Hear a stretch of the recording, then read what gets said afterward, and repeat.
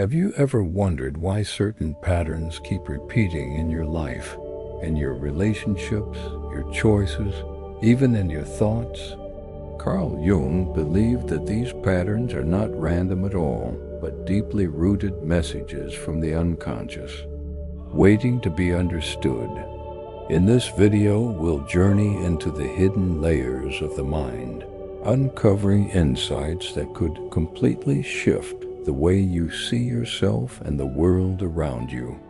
Stay with me until the end, because every idea builds upon the last, and by the time we finish, you may begin to see your own story in a way you never have before. In the quiet moments of life, we sometimes encounter truths that seem to echo from somewhere beyond our everyday awareness. Carl Jung often spoke of such truths, insights that, once seen, cannot be unseen. He believed that deep within us lies a hidden landscape, an inner world shaped by our dreams, fears, and desires. This inner world is not separate from the life we live. It shapes every choice, every connection, and every obstacle we face. And yet, most of us rarely stop to explore it. Instead, we navigate life guided by the surface of things, unaware of the deeper forces at play. Jung once said, "Until you make the unconscious conscious, it will direct your life and you will call it fate." These words invite us to look inward with courage, to uncover the parts of ourselves we've ignored, denied, or misunderstood. But this is not a journey for the faint of heart. To truly know ourselves, we must face both light and shadow, the aspects we're proud of and the ones we'd rather hide. Jung called this process individuation, the lifelong task of becoming whole. It's about integrating the different parts of our psyche so that we can live authentically, rather than being ruled by hidden patterns. The first step is awareness, to pause and notice the thoughts, emotions, and impulses that arise within us.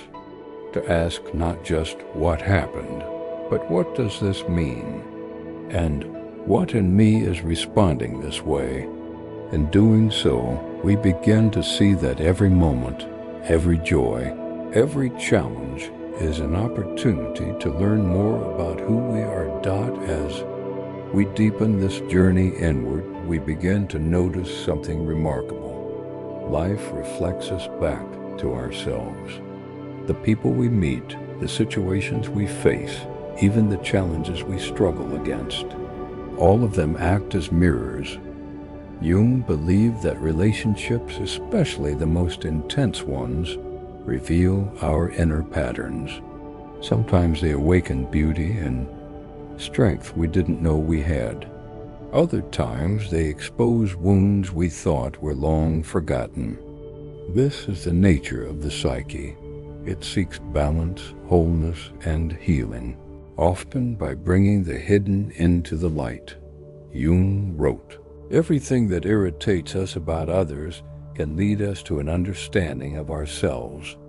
This is not an invitation to judge others, but a call to curiosity.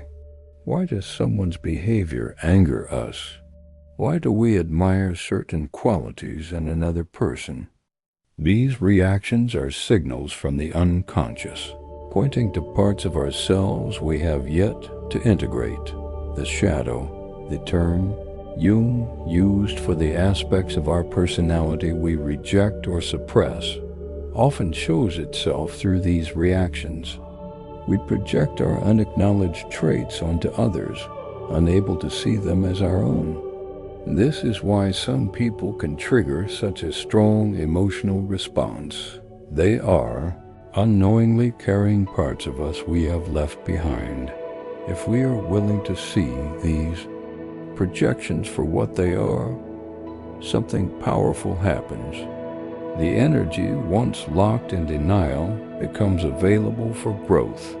We start to reclaim the lost pieces of ourselves, becoming more whole, more authentic, and more alive. And so, the work of self-discovery is not a solitary journey.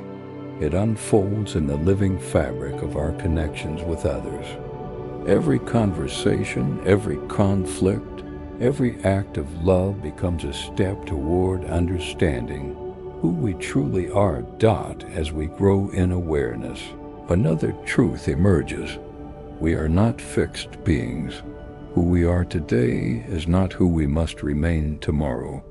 The psyche is alive, dynamic, and in constant transformation. Carl Jung often emphasized the process of individuation, the journey toward becoming our truest, most complete self. This is not about becoming perfect. Rather, it is about integrating all the parts of our personality, the conscious and the unconscious, the light and the shadow, the masculine and feminine energies within. He wrote, "Until you make the unconscious conscious, it will direct your life and you will call it fate." These words hold both a warning and a promise. If we remain unaware of our inner drives, we are bound to repeat the same patterns in relationships, in work, in our choices. Life will feel like it is happening to us, rather than something we are consciously shaping. But as we bring these hidden patterns into awareness, we gain freedom. We no longer move blindly through life, reacting without understanding. Instead, we begin to choose with clarity, with intention, with a deeper sense of alignment. This process is not easy. It demands courage, humility, and patience. Sometimes we must face the most uncomfortable truths about ourselves. Other times we must let go of the roles and identities we've clung to for safety. Yet every step forward, no matter how small, opens the door to a richer and more meaningful existence. Self-knowledge is not the end of the path, it is the path. And as we walk it, we come to see that the ultimate goal is not to escape life's challenges, but to meet them with wisdom and an open heart. In Jung's view, one of the greatest obstacles to self-realization is our reluctance to confront the shadow, those parts of ourselves we deny, repress, or project onto others. The shadow holds everything we do not wish to see in ourselves: our fears, our selfishness, our hidden desires, our unhealed wounds. He reminded us, knowing your own darkness is the best method for dealing with the darkness of other people. When we avoid our shadow, it doesn't disappear.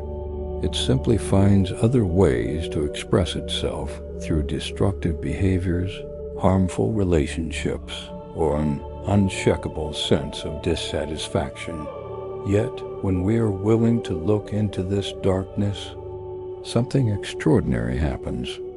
We begin to see that the shadow is not only a repository for what is bad or ugly within us, it also contains our neglected strengths, our suppressed creativity, and the raw, unfiltered truth of who we are. Integrating the shadow is not about fixing ourselves. It is about embracing our wholeness. It is about allowing the full spectrum of our humanity to exist without shame. In relationships, this integration changes everything. We stop projecting our disowned qualities onto others. We recognize when our judgments are actually reflections of our own inner conflicts. We become more compassionate, not only toward ourselves, but toward the people around us. And as we do, love itself transforms. It becomes less about possession or perfection, and more about deep recognition, the soul seeing the soul. It becomes a meeting of two whole beings, rather than two halves searching for completion. Jung often emphasized that the path to self-understanding is not a straight road. It is a spiral, a journey that brings us back again and again to the same themes, but each time with deeper insight. As we grow, we may think we've solved certain problems only to see them reappear in another form. This is not failure. It is the psyche's way of guiding us toward greater integration. Each return is an invitation to go further, to peel away another layer, to see what was previously hidden. He wrote, "Until you make the unconscious conscious, it will direct your life and you will call it fate." These words are both a warning and a promise. If we do not examine our unconscious patterns, they will shape our choices without our awareness. But when we dare to bring them into the light, we reclaim our power to live intentionally. This is why self-reflection is not a luxury, it is a necessity. The world around us is full of noise, distraction, and pressure to conform. Without inner work, we become swept up in forces we do not understand. But with it, we find an anchor, a center from which we can meet life with clarity and authenticity. In the end, Jung's message is not about perfection. It is about wholeness. It is about learning to walk alongside both our light and our darkness, knowing that each is essential to who we are. It is about discovering that the greatest gift we can offer the world is our true, undivided self. So, as you reflect on these ideas, ask yourself, what parts of you are still waiting to be seen, accepted, and embraced? If this message resonated with you, I invite you to continue exploring these questions with me. Subscribe for more reflections on Carl Jung, deep psychology, and the journey to self-discovery. Share your thoughts in the comments. Your perspective might be the very insight someone else needs today.